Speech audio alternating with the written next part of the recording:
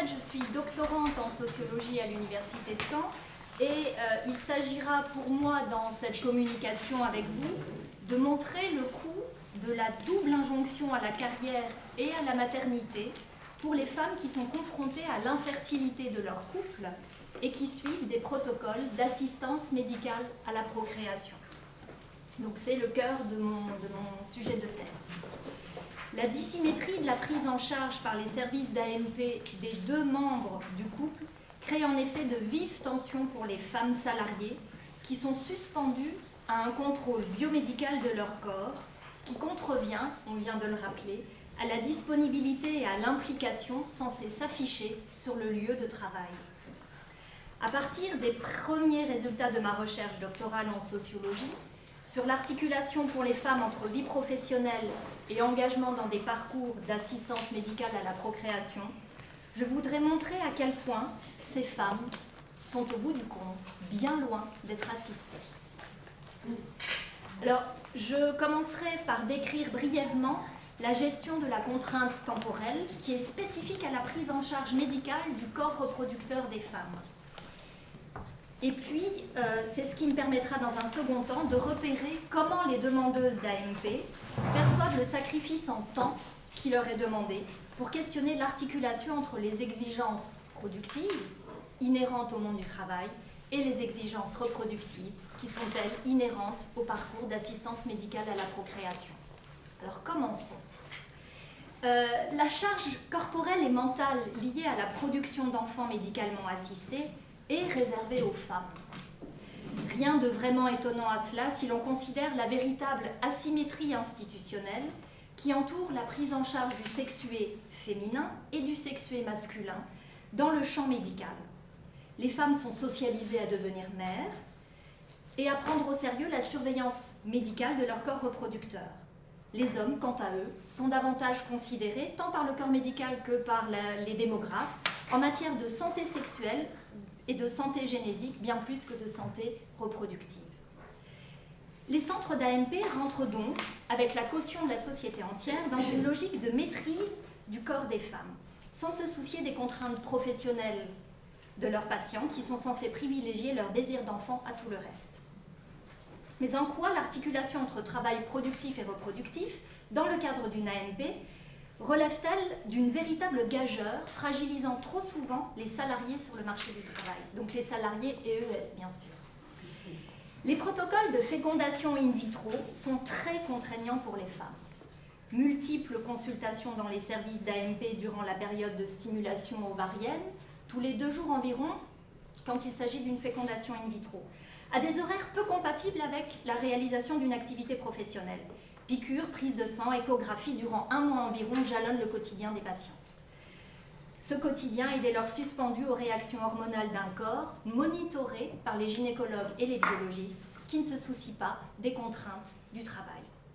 Faire bonne figure face à son employeur à qui l'on doit ponctualité et performance devient donc une priorité, générant, au dire de mes enquêtés, un stress permanent ou encore, pour reprendre l'expression de l'une d'elles, une galère.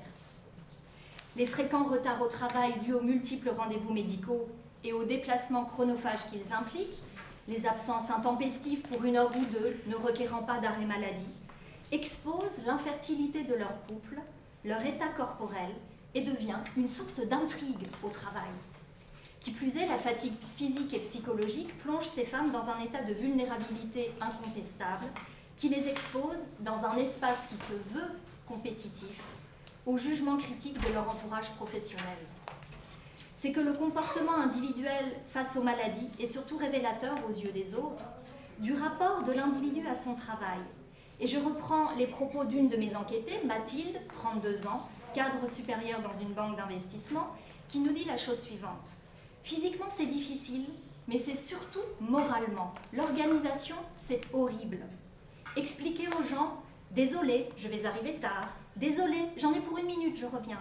C'est dur, ils ne comprennent pas, pour eux, je ne m'implique pas, c'est très culpabilisant en fait.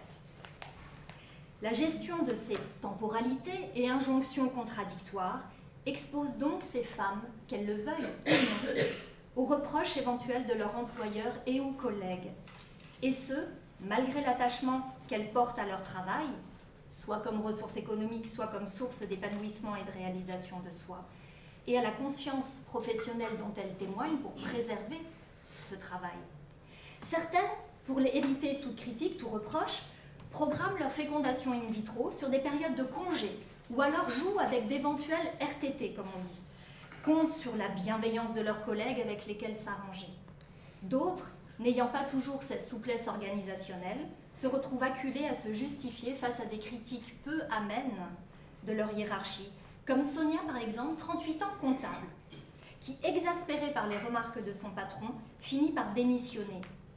Malgré les efforts dont elle témoignait pour assurer sa charge de travail plus tard le soir ou à son domicile lors d'arrêt maladie, elle ne cesse de subir des pressions pour poser des jours de congé durant ses moments d'absence ou encore décaler ses fécondations in vitro. Son employeur lui dit la chose suivante: vous n'allez quand même pas faire votre fécondation in vitro en janvier, si près du bilan comptable annuel. Et en plus, si vous tombez enceinte, vous vous rendez compte? Quoi qu'il en soit, apprendre à construire et à utiliser les ressources pertinentes, comme à contourner et à limiter les contraintes du contexte du travail, est un processus étroitement à la possibilité pour les femmes d'avoir une marge de manœuvre ou de jouer avec une éventuelle marge de manœuvre. Ce processus coûteux et souvent épuisant représente d'ailleurs un travail en soi, à l'issue duquel les femmes ne sont pas toujours gagnantes pour des causes soit structurelles, soit relationnelles. 2 de nos enquêtés, sur un corpus de 32 enquêtés, ont de fait été sommées de démissionner par leur employeur, pourtant au courant du parcours médicalisé qu'elles suivaient. Prenant les absences pour des arrêts de convenance, reflétant une forme de démotivation, et ou accusant leur employé de négligence, ils ne leur ont pas laissé comme autre alternative que la négociation d'un licenciement à l'amiable. Préférant quitter un climat destructeur et mettre toute son énergie dans son projet familial, Virginie, 38 ans, coiffeuse, préfère ainsi arrêter son travail au plus vite, plutôt que de solliciter l'aide des syndicats ou encore la protection juridique des prud'hommes. Elle nous dit « Je suis contente d'être partie, maintenant. Mais sur le coup, je me suis dit, on ne traite pas les gens comme ça. Quand je suis retournée au salon pour donner mon arrêt de travail, elle m'a quand même répondu, de toute façon, bientôt, on va donner des arrêts maladie pour baiser. Je pourrais porter plainte, mais ça ne m'intéresse pas. J'ai mon énergie à mettre dans mon projet, sous-entendu mon projet de maternité. » D'autres, parmi mes enquêtés, choisissent des missions ponctuelles en intérim ou de se mettre momentanément en retrait du marché du travail, tant il leur paraît inenvisageable de choisir une autre activité salariée pendant leur traitement. Arriver devant son employeur et lui dire « je ne pourrai pas être là à tel moment, désolé, là je suis en fécondation in vitro et mon objectif c'est d'avoir un enfant », leur paraît totalement inenvisageable. Et toutes reconnaissent à quel point l'engagement dans un parcours d'AMP entrave le déroulement serein de leur vie professionnelle, soit parce qu'elles craignent l'étiquetage d'employés désinvoltes, soit parce qu'elles doivent renoncer à certains projets, à certaines collaborations professionnelles qui leur tiennent à cœur, soit parce qu'elles ne peuvent pas postuler ailleurs pour progresser professionnellement.